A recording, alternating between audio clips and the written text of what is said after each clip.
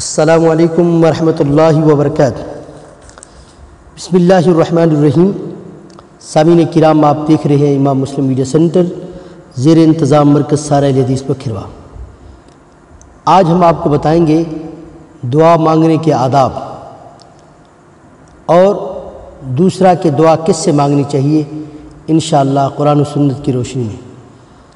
دعا صرف خدا سے مانگے، اس کے سوا کبھی کسی کو حاجت روائی کے لیے نہ پکاریے، اس لیے کہ دعا عبادت کا جوہر ہے اور عبادت کا مستحق تنہا خدا ہے۔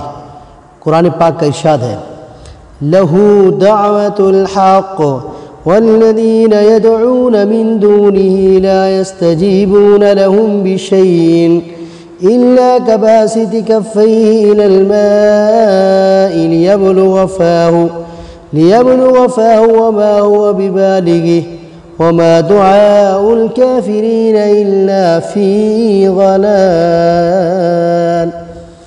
ترجمہ: اسی کو پکارنا برحق ہے، اور یہ لوگ اس کو چھوڑ کر جن ہستیوں کو پکارتے ہیں وہ ان کی دعاؤں کا کوئی جواب نہیں دے سکتے۔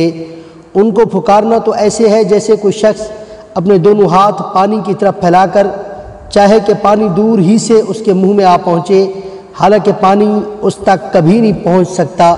بس اس طرح کافروں کی دعائیں بے نتیجہ بھٹک رہی ہیں، یعنی حاجت روائی اور کارسازی کے سارے اختیارات اللہ ہی کے ہاتھ میں ہیں، اس کے سوا کسی کے پاس کوئی اختیار نہیں، سب اسی کے محتاج ہیں۔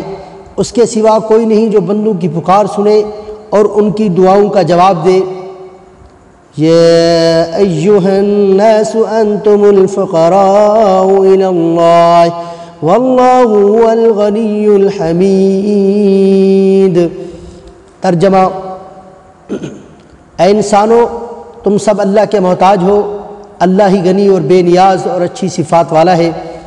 نبی کریم صلی اللہ علیہ وسلم کا ارشاد ہے کہ خدا نے فرمایا، میرے بندو، میں نے اپنے اوپر ظلم کو حرام کر لیا ہے،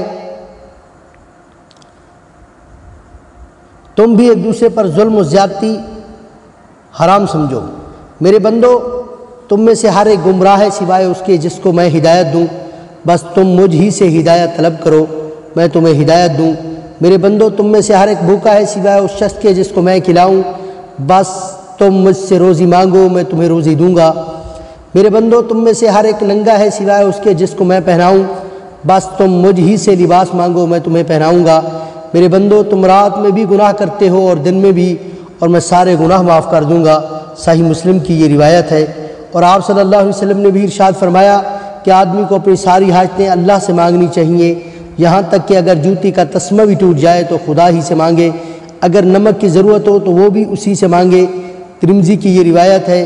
مطلب یہ ہے کہ انسان کو اپنی چھوٹی سے چھوٹی ضرورت کے لیے خدا ہی کی طرف متوجہ ہونا چاہیے، اس سے سوا نہ کوئی دعاؤں کو سننے والا ہے اور نہ کوئی مرادیں پوری کرنے والا ہے۔ میرے بھائیو، توحید وہ چیز ہے جس سے انسان کو نجات مل سکتی ہے۔ اللہ پاک سے دعا ہے کہ اللہ پاک ہمیں پکا سچا توحیدی اور نمازی بنائے۔ السلام علیکم ورحمۃ اللہ وبرکاتہ۔